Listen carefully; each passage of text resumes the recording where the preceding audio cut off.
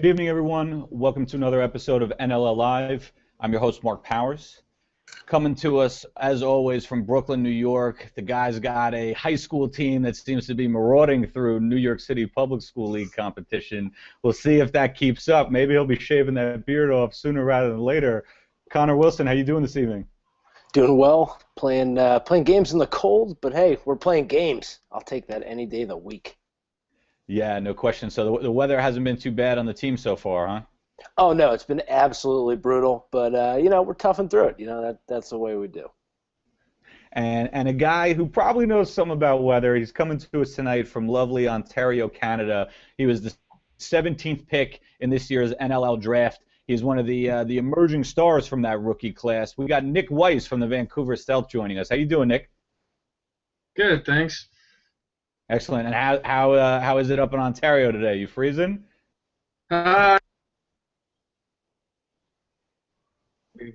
and warm. Yeah. Well, I'm sure you're looking forward to getting back out west and joining your buddies out there with some of the better weather, huh? Absolutely. Yeah. So I don't know if you've seen the show before, but we often like to start this off with a little bit of a lightning round or what we call an icebreaker, to give the viewers a little bit of a better chance to get to know you. So we'll ask you some questions about your lacrosse upbringing, and then some questions about just some fun stuff. You got a couple minutes for us? Absolutely. Excellent. So why don't we start with lacrosse? I know you're not playing a ton of field lacrosse, but what's the most memorable goal that you scored playing outdoors, and then the most memorable goal that you scored playing indoors? Most memorable goal outdoors would have to be probably in, I think it was a semifinal game this year. I was playing for Queen's University in the Canadian Field Lacrosse League, and I scored a big goal in the semifinals against Western that helped start our comeback, and that was a really cool feeling there. And then biggest indoor, Nice. I'd say it's definitely the first goal I ever scored in the NLL. It was in Calgary, and scoring there, it was loud and it was wild. It was unbelievable. Yeah, and that was in your first game too, right? What a debut. Yeah, I was lucky enough to get a good shot off and put it in. Nice. So let's transition to some off the floor stuff before we get back to it. What's your favorite color? I go blue. Okay. What about your favorite movie? I'm a big movie buff, but right now, off the top of my head, I'd have to say Wolf of Wall Street's up there now. Oh, okay. All right. No doubt. Did you read the book? I haven't read the book yet. I bought it, but haven't got a chance to. Oh, great. Well, that's a good book, I gotta say. Get to that for sure. What about your favorite TV show? Everybody's always interested in that. Favorite TV show? Yet again, I watch a ton of TV, but right now it's got to be Suits. Oh, okay. That's a good one. We haven't heard that one yet. I like that show. You got any nicknames other than what I'm assuming is Weissy or something like that, or Weisser? I know how you Canucks always do, adding ER or Y to the end of everything. It's always been Weiser, yeah, so Weisser. pretty much it. I'm sorry. Am I mispronouncing your last name right now? Yeah, if you want to jump in and correct, it's Weiss, not Weiss. Nick, I apologize, man. That's terrible. That's embarrassing. My bad. So, Mr. Weiss, have you had any non-lacrosse jobs, and if so, any memorable experiences? I've had plenty of non-lacrosse jobs, but most of them have just been grinding dirty ones. Like I worked in a factory last summer, I worked in a lumber yard the year before, and yeah, just pretty much jobs like that, landscaping, so nothing too memorable. It sounds like that's par for the course up there in Peterborough. That's the type of stuff that toughens up the junior Lakers, right? Yeah, pretty much. Okay. Here's an interesting one for you. If you could have lunch with any one person, either dead or alive, who would it be? I'd probably have to go with Tom Brady. He's my favorite athlete, so I think it'd be pretty cool to meet him. Oh, interesting. Okay. Now I saw that you played football growing up. What position did you play?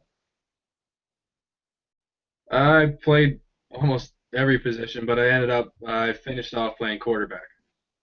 Whoa. Not bad. Quarterback, huh? Do you think did that help you with your lacrosse development as a distributor at all? Yep, absolutely. I think all the different sports I played definitely helped me in lacrosse, and with football, yeah, you have to have pretty good vision to be able to spot guys. Rattle off a couple of the other sports that you played growing up as a kid. I've played, well, in high school I was playing football, rugby, hockey, lacrosse, and I actually learned how to pitch in grade 12, but I never ended up getting in a game for baseball. All contact. Yeah. Well, I'm curious. What's your take on Johnny Manziel? I think he's phenomenal. I think they should definitely be going really high in the draft. I mean, the guy's a game breaker. He can do it all. Nice. Okay. Would you compare yourself to him as an athlete at all?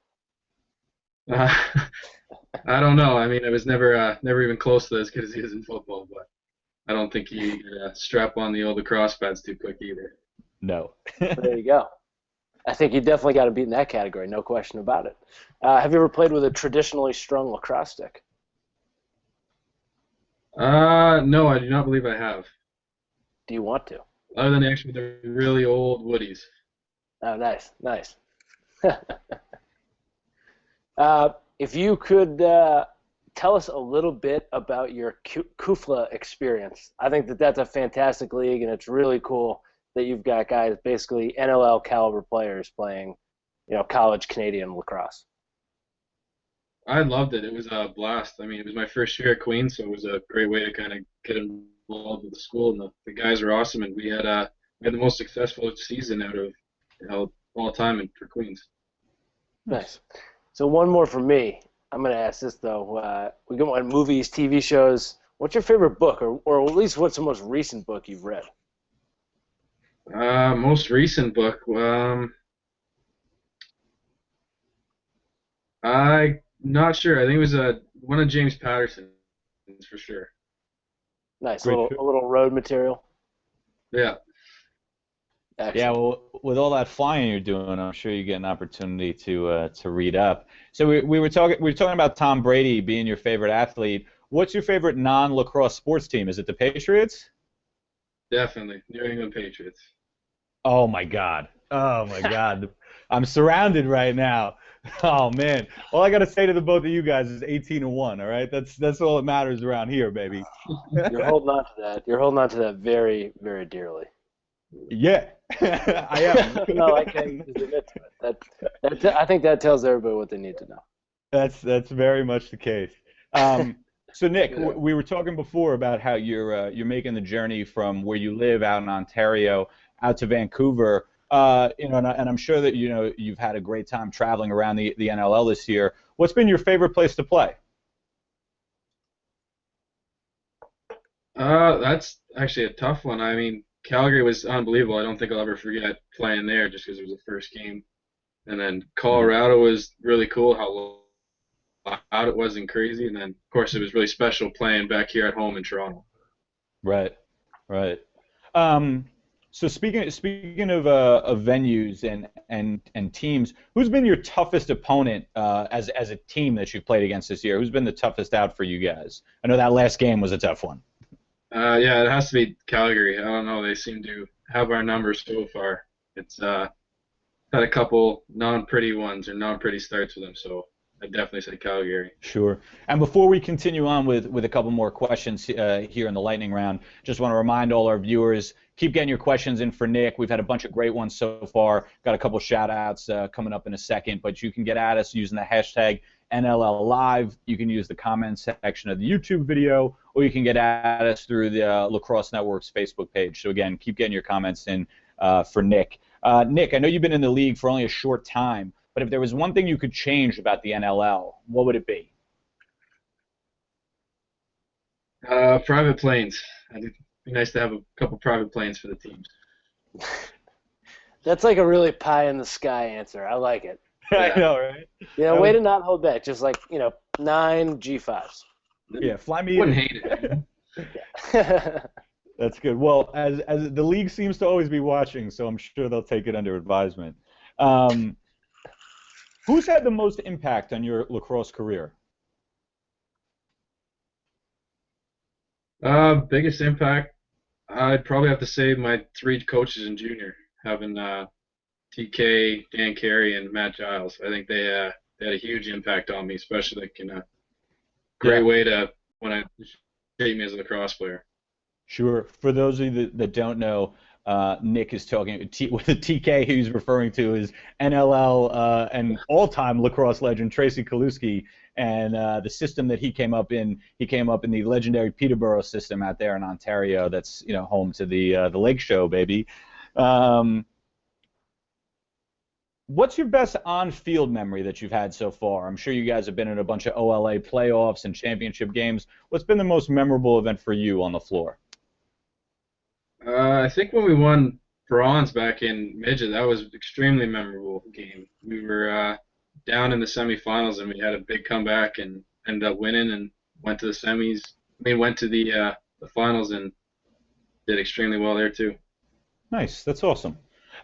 So in reading up about you today, I saw a bunch of adjectives about your style of play and how you approach things on the floor. So now I want to ask you about that. What do you think is the best adjective to describe, you as a person and or your style of play? Uh, I'm going to steal a word from Tracy. Tenacious. I think I'm very tenacious on the floor. I like I that. don't really have a quit. I'm always going. Yeah, no, that's apparent. I mean, from watching you, I think that's an apt description, and whether it's taking the ball up the floor or laying some heavy checks, I think that's an appropriate adjective. And we'll save the best for last. It's Connor's favorite question every time out, but this one is actually interesting for you this week, Connor.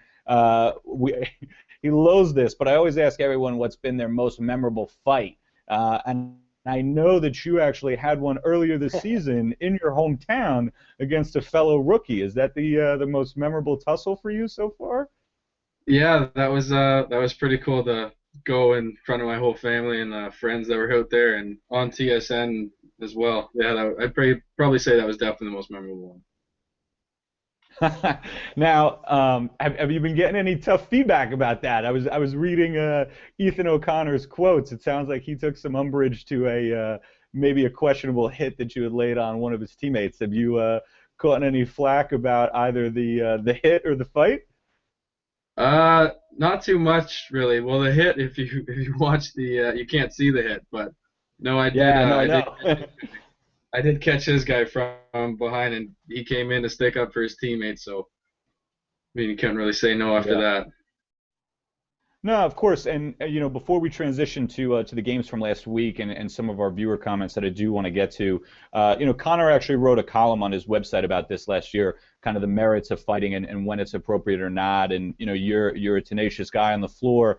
I'm sure you found yourself in situations like this where you're kind of forced to come to the defense of a teammate, whether it's a wrong that was done to them that was called or uncalled. Is there kind of what's the ethos or the unwritten rules of fighting in those instances, if that makes sense? I think there's definitely a code. I mean, if someone does something wrong and it doesn't seem like it's past the boundary, past the line, and nothing's happened, then there is a time when you need to step up, and fighting is a great way to keep people in check. I'm a strong supporter that fighting should be in lacrosse and hockey. I think it can be used appropriately, and it's definitely key at some points in the game that you need to do it. Sure. Connor, I'll give you an opportunity to weigh in since I know you feel strongly on this subject. I mean, I do to a certain extent. I'm a big fan of a couple changes. One is that every box game should have 3 refs. If For that's sure. not enough, maybe a guy even off the floor who's watching trail side play and is able to call penalties, on really cheap stuff. But at the same time, I do think that there is a small place for it in the game. I hate the stuff that's really set up, where two guys go out to box each other. And I know it's rare, but it does happen. I think it leads to some kind of goonery. So my big take on it is, shorten the benches, which the NLL did. Keep the penalties relatively high for fighting, so it's not just, willy-nilly, anybody does it. Mhm. And then it becomes what it's supposed to become. It's an enforcement thing, and it's not kind of a sideshow. And I think it was going a little bit too far in that direction. So I'm glad to see it come back. I also understand it's a reality. There's a history, and it's probably not going anywhere in the near future. So, I'm resigned to that to a certain extent. No, agreed, and I agree with both you guys. Having played similar sports to Nick growing up my whole life, whether it's called or not, you gotta let people know when when they've run afoul of you or your teammates. That's for sure. So let's transition actually to talking about some of the action from last week. We'll save the Vancouver Stealths outing for last. Give Nick a chance to marinate on some of the other doings around the league. Connor, why don't you take us around some of the results that we had? I know it wasn't a huge week, but we had some great action. Sure. I mean, what everybody was thinking was going to be the game of the weekend, Edmonton versus Buffalo. Turned into a bit of a rout by the Rush, 14-5. If you'll remember to last week's show, I did say I didn't think that one was going to be all that interesting. The game that I did think would be interesting was Philadelphia versus Toronto, because they're both clamoring for that final spot in the East. Philadelphia won that game 14-13, which was huge. And then we got the Swarm eking it out, a 10-9 win over the Bandits. And that's dropping the Bandits down back below Rochester, who's now in first place after an off weekend where they didn't have to play. So, I mean, a lot of movement, actually, considering, it really wasn't a huge slate of games. But we really saw some interesting stuff. I mean, Edmonton, you're thinking maybe they'll stumble against the best team in the East, and they just brought their A game. So, outside of that, it's really open. But, let's talk to Nick a little bit. Calgary 13, Vancouver 8. What's going on? I'm just going to keep it simple. I can't. Subtlety. He's a master. I lack it. I'm sorry. It's Brooklyn. Well, it's tough to win when you spot a team 8 goals right off the start. And yeah, we had a real tough start against them. Then we battled back, made it close for a bit, and then a couple calls went against us. And with that Calgary get on their power play, which they got a 5-on-3 on, in our opinion, a couple questionable calls, and they capitalized and put us down. Sure. Yeah, I mean, it's a tough team, right? I mean, Calgary in general, sorry, Mark, but they are potent offensively. They play well in transition. They do a lot of really good stuff, and they do kind of seem to have your number a little bit. I mean, what is it about Calgary, do you think? I mean, is it just they come out ready to play every single time when it's time to play the Stealth? I think they do get fired up. There is a rivalry between us, and they are extremely fired up to come out and play us. But a lot of the bounces, it seems like at the start of the game, I think we hit a couple posts and a couple loose balls that could have gone the other way. And I don't know, it just seems like things always tend to go wrong as soon as we get on the floor against them. I mean, when you guys were playing well in that game and kind of making a push to get back into it, you look like an extremely dangerous team. How can you try to keep that going, through a full game for the rest of the way? Yeah, we just need to be a little more mentally tough and focused at the start, not to let little things push us off our game, and just to stay the course and keep going no matter what happens. That's a great point. That's a really great point, because it looked like that was the case. They had that early one. I think it was on the power play, their first goal. I think Curtis Dixon had a nice little roll off of you or your teammate that was on the top up there. Maybe it was you. I'm sorry. But yeah, it just looked like that, for whatever reason, opened the floodgates, and you guys weren't able to kind of stem the tide. It looked like they were really carrying the course of play, not just in the goal scoring, like you talked about, getting us the 8-0 lead, but it felt like you guys couldn't really sustain the same offense throughout the whole possession. How's that been working out? There's some of that in the media right now. Chris Hall, the coach, for those of you that don't know, the coach of the Vancouver Stealth, he came out really extolling the left side of the offense to try to come together. What's it like being in the locker room right now, where you guys are trying to get on track offensively? You've been dealing with tons of injuries defensively. Talk about what the mood in the room is like right now.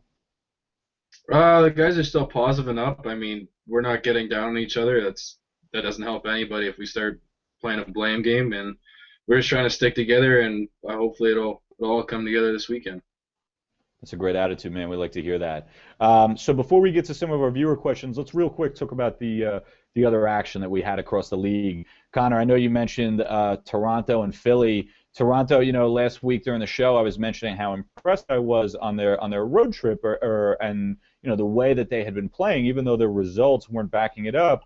And then they went out and had a really tough, hard-fought game with Philly. That's anybody's race right now. I mean, no doubt about it. Heading down the stretch, what are you thinking there? Well, I mean, first of all, I think it speaks volumes about this Wings team. That they're willing to come back and fight in a game like that, and that wasn't necessarily the kind of game that they, 14-13 game. Is that a game where you're picking Philly to beat the Rock? No. I personally wasn't. So I think that they did whatever it had to be done, to win that game. It was a huge game for them, really important, but showing that they're coming together later in the season when it matters, when they need to make that push. They're only a game back right now, and both teams have played the same number of contests. So, I think it's anybody's spot. Toronto obviously has, a penchant for scoring more goals. They've actually given up a lot more goals too. So they're giving up the most in the league, I think. Yeah, no, they are. So Philly, I think, did a really good job. They did what they had to do, and in that case, it was outscore Toronto, and they found a way to do it. So I like a team that will find a way to win. Yeah, shout out to our guest from last week, Garrett Thull, had himself a nice little game, little 1-1. Nick, I don't know if you're familiar, but there is a scientific bump that comes to everybody's play after appearing on the show, so no pressure or anything. I know you've had a nice little consistent run of getting a point or two and a bunch of loosies every week, so maybe we'll catapult you to the hat trick, man. Who knows? Yeah, right. Eat a chocolate cake before the game. You'll be good. Don't worry. There's no curse. It always works out well. No question. Well, talking about that game, it was weird that they came in off of such losing streaks. I think Philly had lost 6 in a row, and Toronto had lost 4 in a row, or 4 of 6, or something crazy. So it'll be interesting to see how they rebound. They're actually playing each other in a couple weeks on April 12th, so that'll be a huge grudge match and a big deciding factor because Toronto is the tiebreaker at this point. You mentioned Rochester. Obviously, I think they probably won or benefited the most from last weekend with Buffalo dropping 2. Clearly a tough road trip for Buffalo. They weren't able to get it together at all against Edmonton, who just continued absolutely running roughshod over the NLL competition, and they dropped they being the Buffalo Bandits, dropped a tough one on Sunday against a Swarm who seemed to be turning around. I think we might see some dangerous play out of them down the stretch, maybe see them playing spoiler, and they certainly spoiled Ryan Benesh's homecoming. Carlson had a great save on him in overtime, allowing Callum Crawford to score the winner there.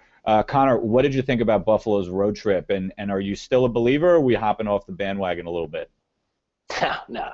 I don't think you can discount Buffalo. They've put together a really solid season so far.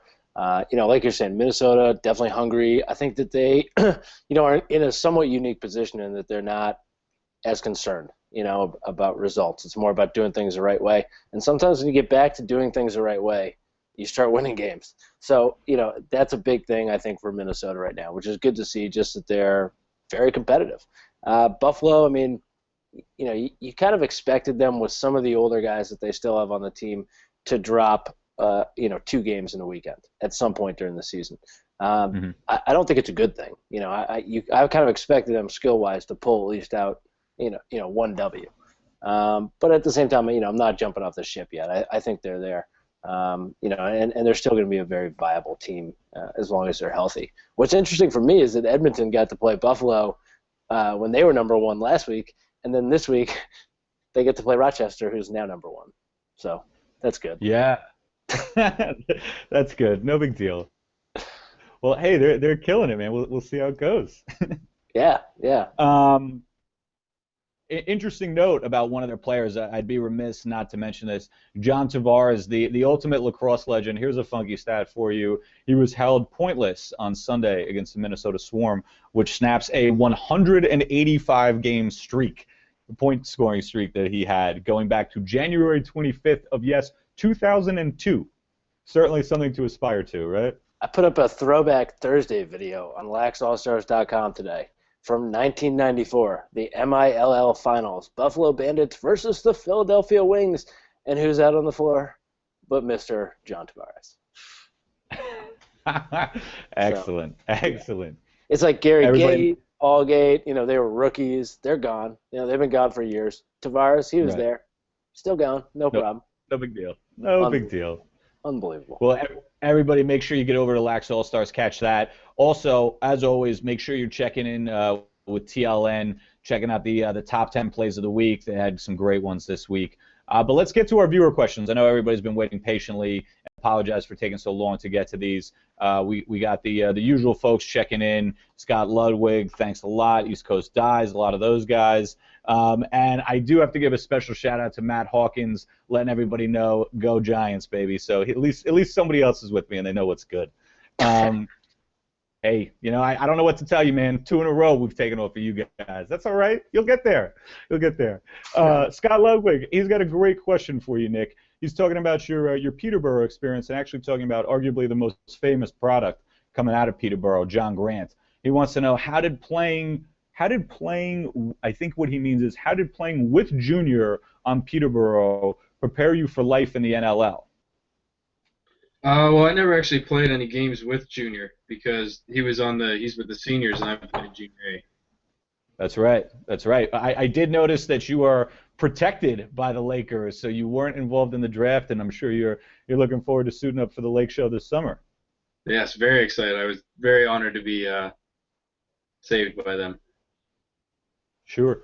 So, for those that don't know, since we're talking about Peterborough, why don't you let people in on what it really means to be a Laker and talk about that tradition up there? I mean, to me and Connor being outsiders in the States that don't really have the familiarity with MSL, the Peterborough Lakers are a real dynasty and are always at the top of the league. I mean, in recent summers it's been tough, but talk about what it's like to be part of that program and come up there.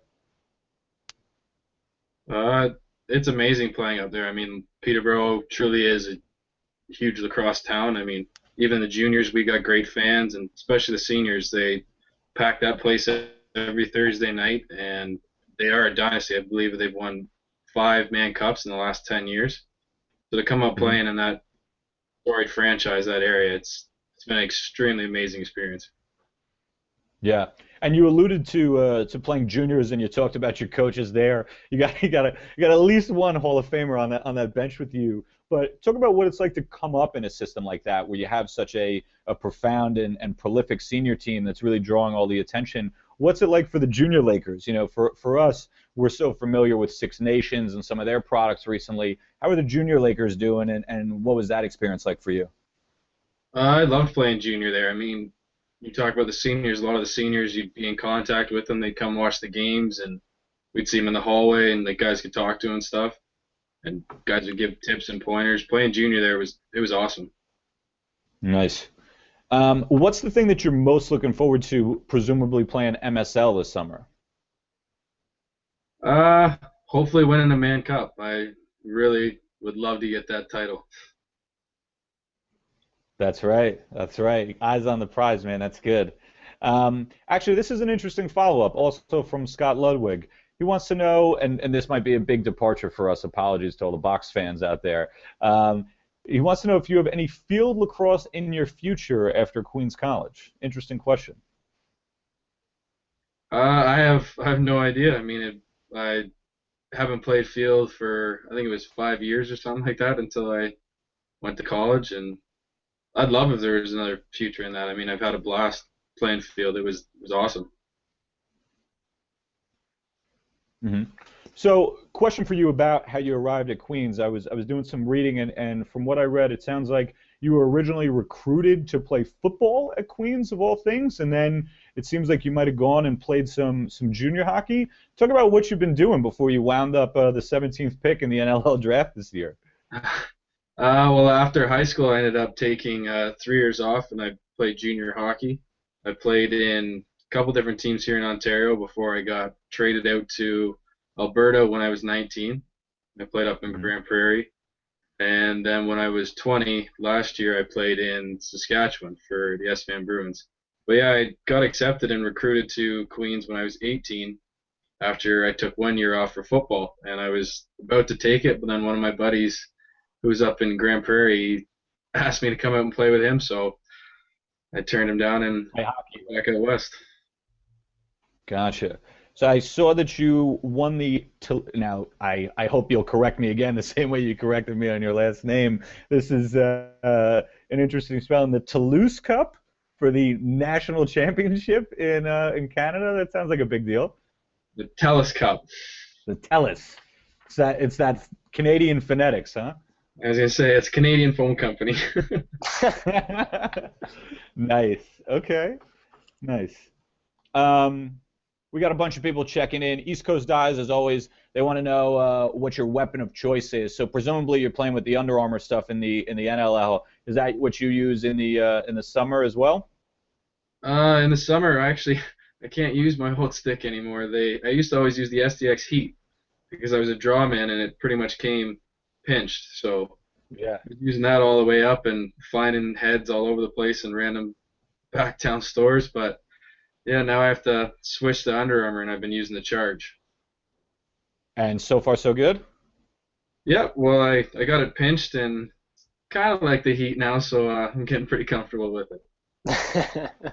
I love how particular draw guys are.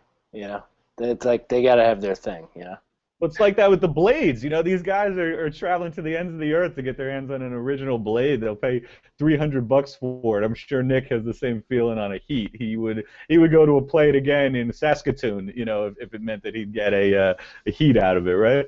That is actually where I found the last Heat head that I owned. It was in we Play It Again in the ball place in Saskatoon. I was playing hockey up there, and I had to pick it up. Yeah, just walk away. That was incredible. That was incredible. I mean, come on. Nice. So talk a little bit about your stick setup. You alluded to the fact that you're a draw guy, especially in the NLL. You go up against some real studs in the Snyder brothers. Does that inform how you set up your stick at all, or does it not really matter to you? I just try and keep it the way I'm used to. Flexy, but not too much that it'll snap and bend out of the way when you get a good push on it. And yeah, I just try and keep everything the same. I trying to keep all my sticks the same, so then if something goes wrong with the other one, the next one's the exact same. I know exactly how it's going to perform. Mm-hmm. So here in the States, we're obviously not allowed to pinch our sticks, or at least the high school and college players aren't. That's been a big deal in recent years. Talk about what that process is and what do you do? Do you throw it in the oven? Do you bake it? What's your process? Well, actually, I don't do anything with my stick. I trade it off to someone else who knows more than they're doing. But I usually give it to Matt Giles, and he used to do it for me. And I believe he would put it in the oven. Okay. So does Giles also string your sticks? Yep, he would string them up. And now that I'm in Vancouver, I've been getting Mitch McMichael, he's also a draw guy, so he's been pinching and stringing my sticks for me now. Nice. So do you have any input with that? Like as far as like your shooting strings, do you like a V? Do you go with just straight across? Anything special you do up there, or whatever they hand you, you make it work? Well, usually whatever they hand me, I'll try and make it work, but mostly it's just straight across and soft mesh. How many shooters do you normally play with? Usually 3, but if something's wonky, I know how to put shooters in. That's one thing I can't do with my sticks. Okay, that's good. That's a good start. Connor certainly appreciates that.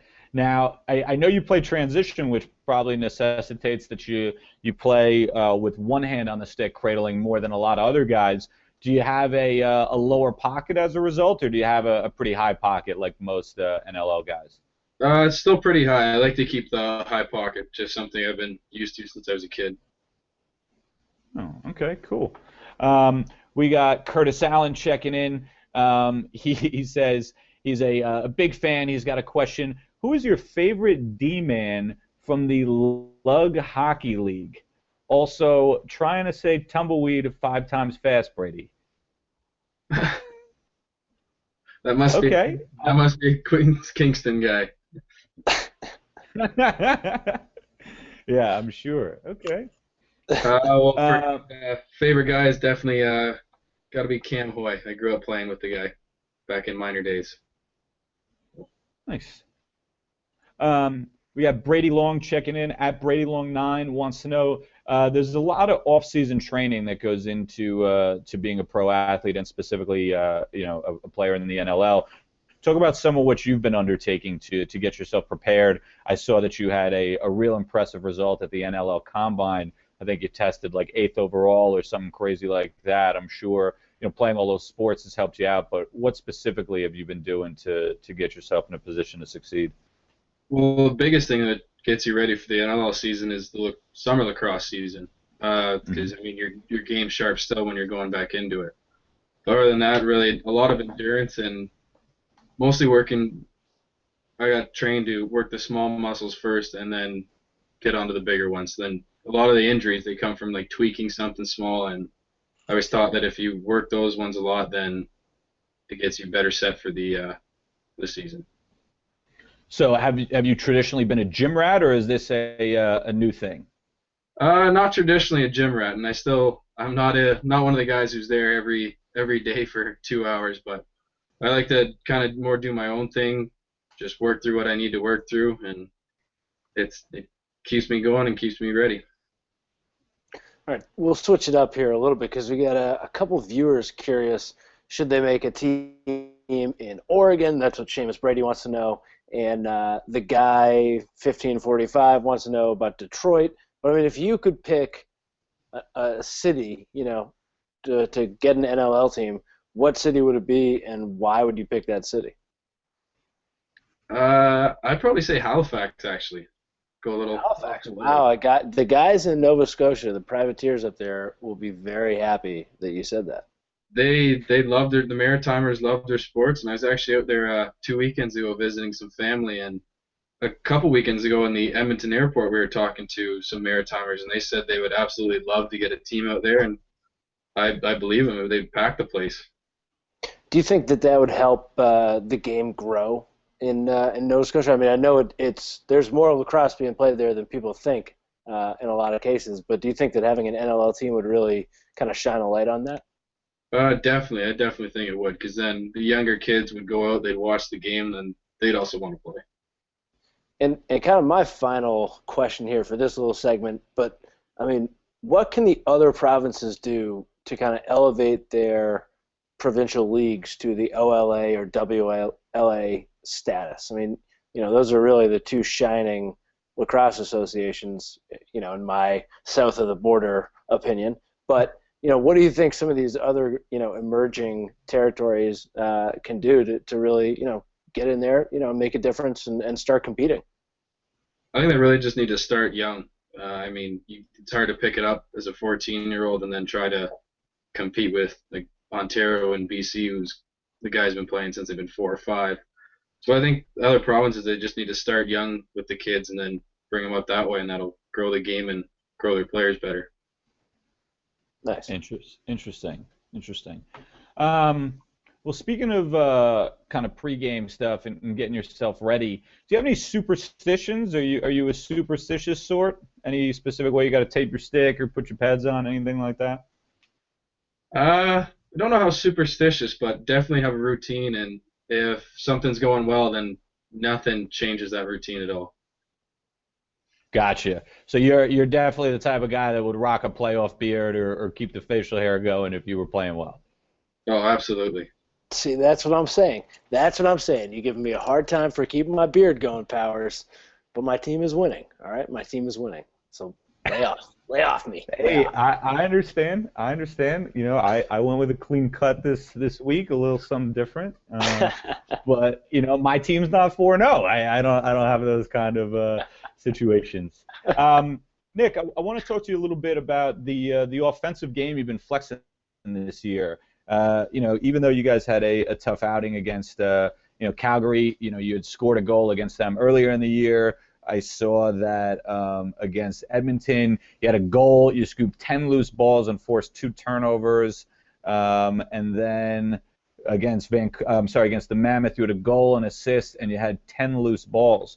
What's going on with this offensive explosion that you're having? Do you find that I see that you're taking a couple draws a game. Are you finding that you're just getting the right looks out of the back end? And talk to some of the people that maybe don't understand the transition position, how you really figure out that balance between running up the floor and taking it to the net and or handing off to some of the studs that you guys have like Ratliff or Reese Dutch and crew. Well, I think the loose balls have really been helping with the transition game and getting me offensive looks, because the more balls you pick up, the more times the opportunities you have in your stick. And really, I just take a look. If it's a one-on-one, I'm usually going to try and take the guy and go to the net. But if they have a lot of guys coming back and getting set, if I want to, I'll usually pull it out and try and find somebody. Now, do you have any? Luckily, I've Go ahead. good looks and putting them in. Right. Yeah, you've certainly been fortuitous this year, that's for sure. And in fact, for those of you not paying attention, Nick this week earned himself the number 7 spot on Inside Lacrosse rookie list. So he's quickly bumping up the rankings, maybe surpassing some of his more heralded rookie teammates on that Vancouver team. I'm just saying.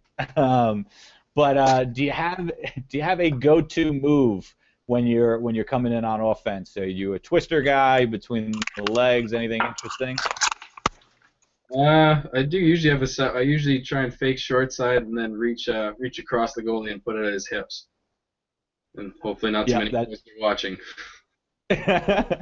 Oh, don't you worry, they will be. But I don't think you're giving away too many secrets. I feel like that's everybody's bread and butter, man.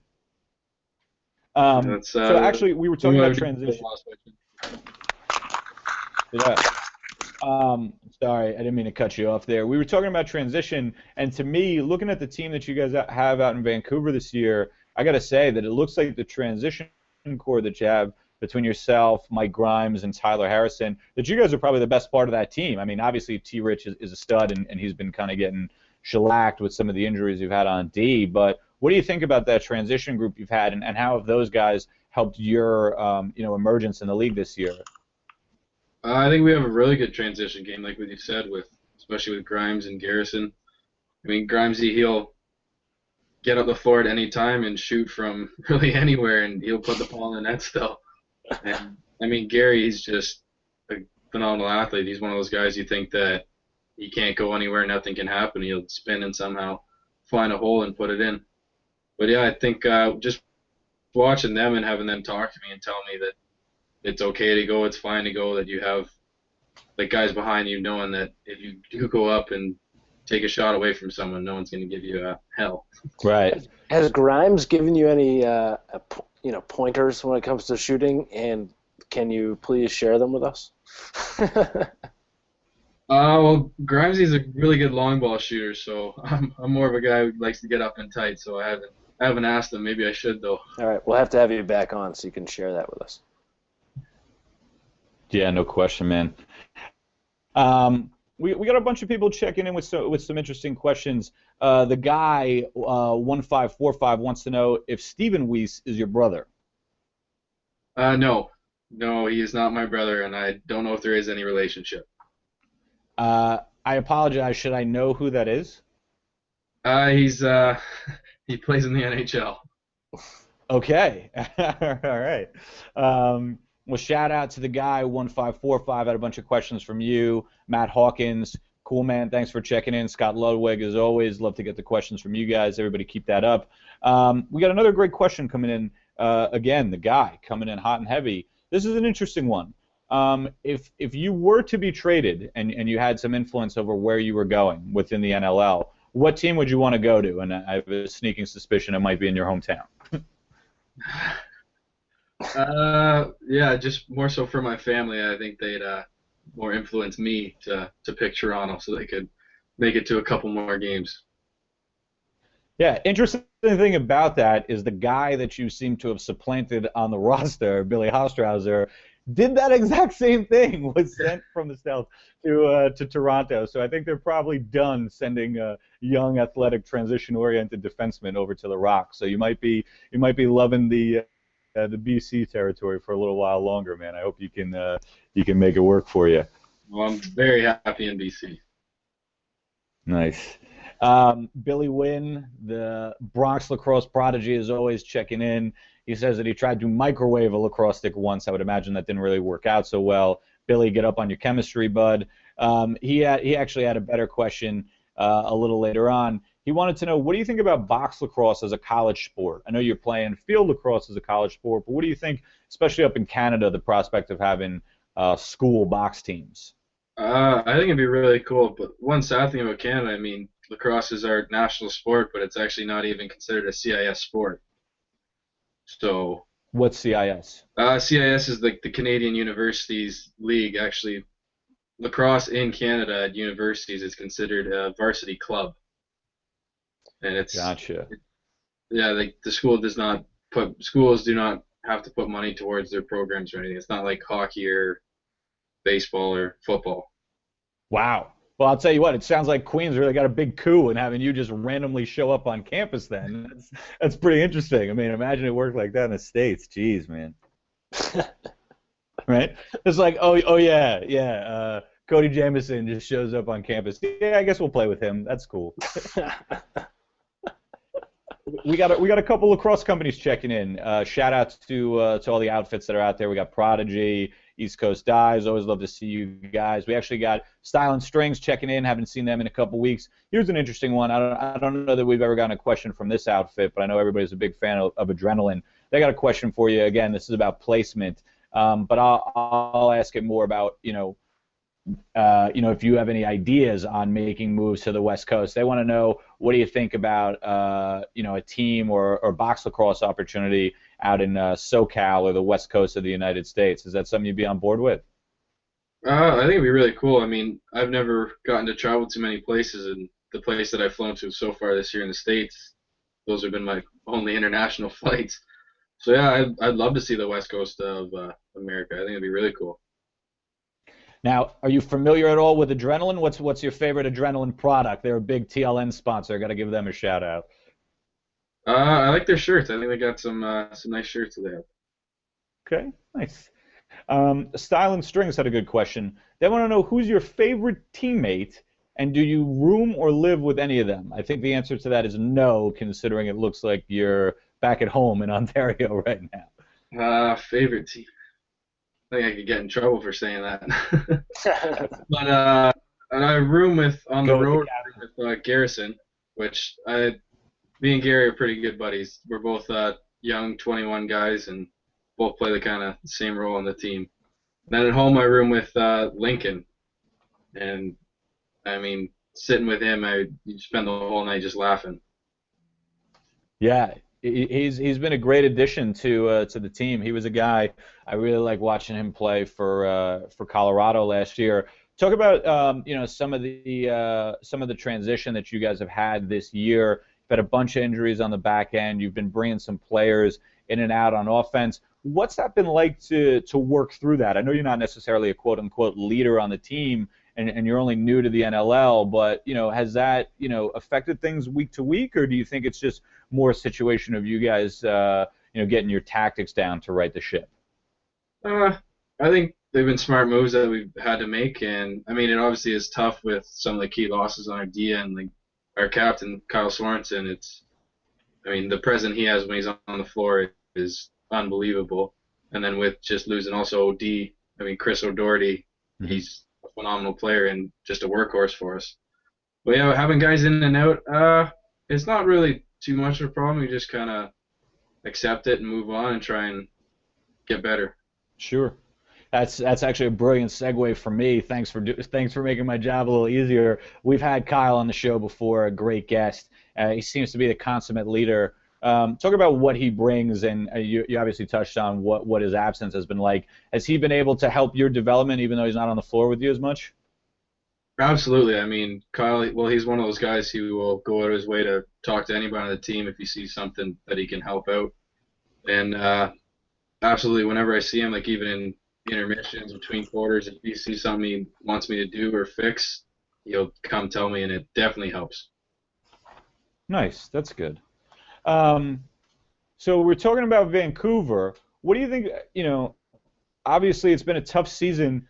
How's it been with the fans so far? It looks like they're still passionate. You were talking earlier about when you guys had some tough calls and maybe the refs weren't necessarily in your favor. It looks like the fans really came to your team's back there. Talk about how awesome they've been and that experience playing in the LEC. Yeah, the fans have been great. I mean, they've really embraced the team. They've wanted pro lacrosse back in Vancouver, BC for a while. And now that it's back, the fans, they've been treating us extremely well. And the LLC, it's a great venue to play over. Nice. So we touched on it earlier, talking about what's your, the adjective to describe your play, talking about being tenacious. Where does that come from? Is that just how you've always grown up? I mean, I know you talked about all these physical sports that you played, but every article, whether I was reading about your draft preview, talking about how you've been playing this year, always talks about your aggressive, fast, hard-checking style. Is that something that you had to develop over time, or as soon as you started playing, you always were like that, just go, go, go? I think I always had that. I think it's kind of partially run in my family. I have two older brothers, and both of them were very big into like contact sports as well. And when you're the youngest, you're always trying to be the little nitpicker. So I had to get aggressive to try and get my way sometimes with them. Yeah, I can imagine. And normally this is Connor's question, but how much backyard lacrosse were you guys playing? Did they really help your development? Yeah, I definitely used to play a lot with my dad and my two brothers. We had a great time playing in the backyard. And anytime you can get out and just kind of mess around, I think it improves your development. It's more so your hands. Did you guys have any like specific games that are intrinsic to the Weiss family? Like, you got to play, take it out past the trash can and then come back in and score right-handed, anything like that, or just basic toss it around and whatnot? There was the you got a clearing rule, but switch hands, that didn't really happen until I started playing field. Right. Right. Okay. Okay. Good. Good. Well, let's bring my man Connor Wilson back. Let's talk a little bit about the upcoming slate for this weekend. I know we touched on one of the games earlier, but it looks like we got an ambitious schedule. It's a good one, no question about it. Like I said earlier, we got, again, the number one team in the East. This time it's Rochester going, and they're going to take on Edmonton, which is huge. Edmonton, incredibly impressive, trying to keep that undefeated streak going. The game's at Blue Cross Arena, so I don't know. Maybe that smaller floor is going to help Rochester. It's going to be a good one. Yeah. I'm going to go Edmonton. Who you got? I'm going to go Edmonton. I've been going against them for a while. I'm going to start picking them because now I want to see them go undefeated. Right. Apparently, if they win this next game to bring them to 12-0, they actually tie the Rochester Nighthawks record, believe it or not, for the longest winning streak, although Rochester didn't start the season 12-0 the same way Edmonton has, but both of them went 12-0. So I think Rochester's got something to prove this weekend. I wouldn't be surprised if they pull this one out. I'm going to take the Nighthawks. I like it. Solid pick. Same day, we got Minnesota taking on Calgary at the Scotiabank Saddle Dome. Should be a good one. Minnesota again. They don't have all that much to lose if you're going to be honest. Whereas Calgary really does. So it's going to be a good one. But Minnesota again, I think they're playing kind of free. They're playing easy. But I'm going to take Calgary because they need that win. Agreed. I mean, anytime you go to the Dome, I think it's really going to affect the young swarm. Calgary's firing on all cylinders.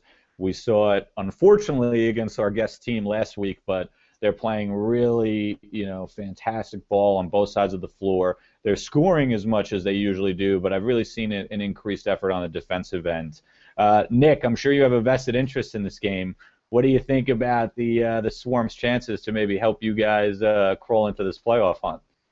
That would be awesome if the Swarm surprised them and took a win out of there. I mean, it's a tough place to play, and yeah, it would be great if the Swarm could take one up there. Do you think they have a chance, or you got Calgary in this one? If I was a betting man, I'd probably put more money on Calgary than the Swarm. I think the Swarm are probably not used to going into the Dome. No, I don't think so. Okay. Connor, who else we got? We also got Philadelphia at Colorado. Philly looking pretty good. I mean, hey, a win's a win, right? And Colorado, again, a talented team starting to come together. I think we're going to be in for potentially another high-scoring game. I'm tempted to take Philadelphia on the road. I mean, they need the W's, one-game winning streak. Let's keep that going, right? Pretty good. Yes, I would agree. Philly's looking great right now. We got the reemergence of Kevin Crowley, the former #1 overall pick. He had a big game last week with 6 goals. They really need him to continue with the hot streak and maybe find that resurgent Tracy Kelusky, Knicks coach. He had a fantastic start to the season. I think he's got to really reemerge and help set the guys up. We've kind of seen Kyle Buchanan slide off a little bit. He hasn't kept up that torrid pace from the beginning of the year. I mean, he's still playing great, but I'd love to see them and Jordan Hall kick it into gear. This will be an interesting game because a lot of Americans will be at play between both teams, and we also have the return of our former guest, Adam Jones. So it'll be great to see him get back on the floor. He's actually still somewhat close to the goal-scoring lead. I think the leading score is 35. And he's got 25, so it'll be interesting to see what he's able to do in his return from shoulder surgery. But I got to be honest, I'm taking the Mammoth in this one. I know Philly's hot coming off of the win, but I think Dylan Ward's really rounding into form, and I like Colorado in this one. I'm sorry to say it, Nick. What do you think about this game? I know we got another West Coast opponent. I think Philly's coming off a big win, and hopefully they'll carry that in and take another one from Colorado, which we really need. I'm noticing a trend. You'll pick against any team that's playing a West Coast team. I like that. Way to go, man. We'll keep the Bandits Vancouver game for our last preview, I think, even though it's on the 29th. I'm thinking Nick is going to pick Buffalo, but maybe I'm crazy. Well, let's talk about the game on March 30th, the Rush at Toronto. Is this going to be the game that Edmonton loses? For me, I don't think it is. If they beat Rochester, I'll take them to beat the Rock as well. Chasing perfection, baby. I know we're 2 games ahead of ourselves, but Mark, what do you got? No, agreed. I totally agree with you. I think that if they're going to lose a game on the road trip, it's going to be against, the Rochester Nighthawks, who are, in my opinion, just as good, if not better than Edmonton, even though their record doesn't necessarily say that, and they obviously lost to Edmonton earlier in the year. Toronto is a team that's dealing with a lot of different issues right now. They got a bunch of injuries. They've had players in and out of the lineup the same way Vancouver has. It'll be interesting to see what they do with Brandon Miller. I don't think that Nick Rose is their problem by any means, and in fact, he did a great job coming off of our show. I don't think he's their problem at all. They've had tons of injuries on that back end. I think they really need to solidify that defense, and it does you no good to do that trying against Edmonton, who's really been killing it on offense. In fact, they had what's his name, a guy that I really liked coming out of the draft, Adrian Sorchetti, plugged him in for Riley Lowen, another draft pick of theirs who's been playing great all season. Sorchetti comes in. It's only his second game of the year, first time coming out the front door. Guy's got a hat trick. So, I mean, things just seem to be bouncing Edmonton's way no matter what happens. They're pulling out the close wins. They're pulling out the blowouts. You're right. I'm taking Edmonton over Toronto. Well, let's hop back to that last March 29th game, Buffalo at Vancouver. All kidding aside, Nick, you're contractually obligated to pick the Stealth, but set this game up a little bit for us. I mean, Buffalo, they're a game back from first in the East, but if Edmonton wins, they can take that spot. I mean, what's on the line for you guys right now? I mean, what's the tone of the locker room? How are you guys approaching this game? Well, we're fighting for playoffs, and pretty much every game for the rest of the season is a must-win to try and get us back into it. And I think it's going to be pretty powerful for us, knowing that it's pretty well as close as it can be in a regular season to a must-win game.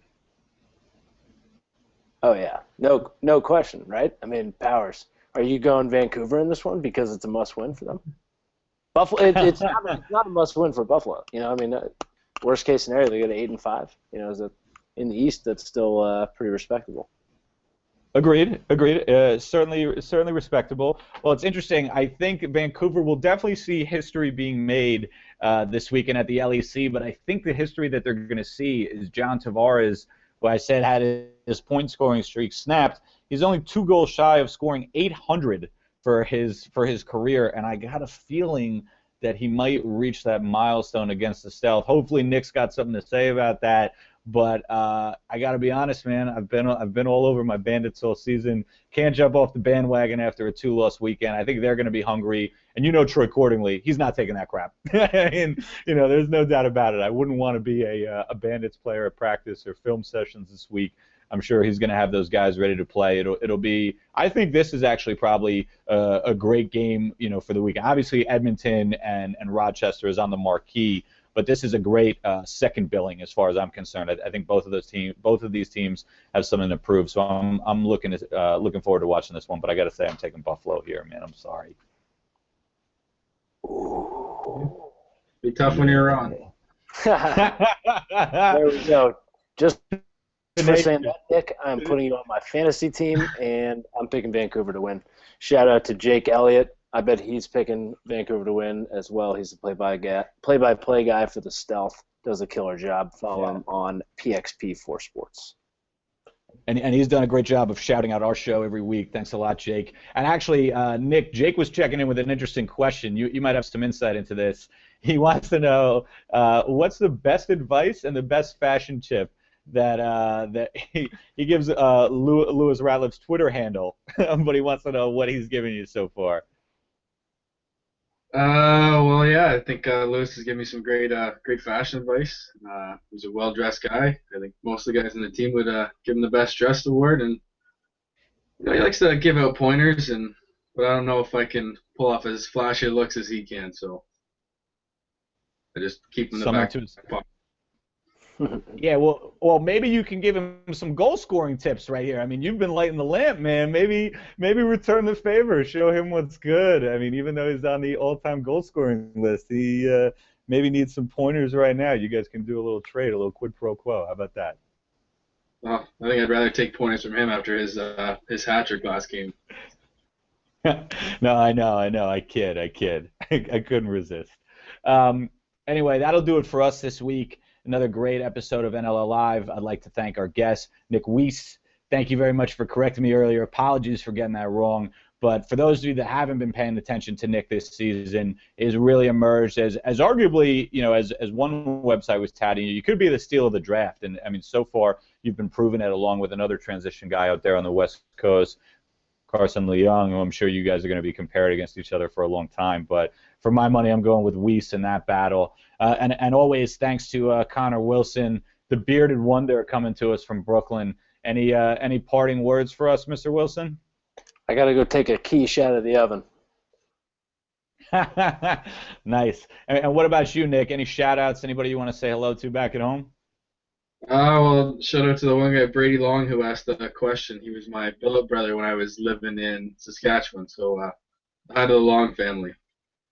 Oh, nice. That's awesome. Well, make sure you get yourself out to Saskatoon. I heard they got a new shipment coming into the sports store, so get out there and pick that up when you get a chance. Everyone, as always, check out all the great lacrosse action on obviously here on NLL Live, but pay attention to TLN. They got a great slate of games this weekend. You can catch them when they're happening live, or you catch them on the replay. And always check out the top 10. I'm sure Nick is going to have an influence on the outcome of that this week. That'll do it for us. Thanks a lot, everybody. We'll see you next week on Thursday.